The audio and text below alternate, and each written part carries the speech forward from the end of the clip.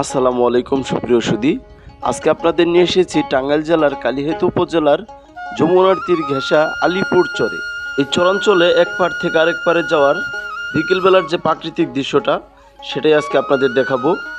আর এক পাড় থেকে আরেক পাড়ে যাওয়ার এই এলাকার একমাত্র মানুষের যানবাহন হচ্ছে নৌকা।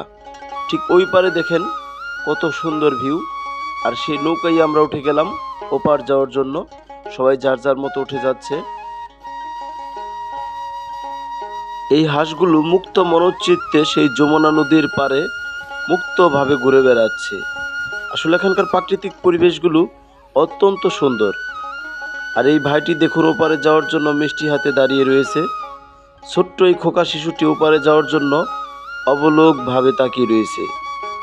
আর ওপারের সেই মানুষগুলো তাদের যানবাহন সহ তারা দাঁড়িয়ে রয়েছে ঠিক এই নৌকাটিরই আশায়, কারণ তাদের চলাচলের জন্য একটি মাত্র নৌকা, এপার যায় ওপার থেকে আসে। তো আমরা নৌকা থেকে নেমে গেলাম সবাই। প্রচুর গরম, সাদাবালির উপর দিয়ে পার হয়ে যাচ্ছি আমরা, এপারে চলে এসেছি। সবাইকে ধন্যবাদ জানাই ভিডিওটি দেখার জন্য।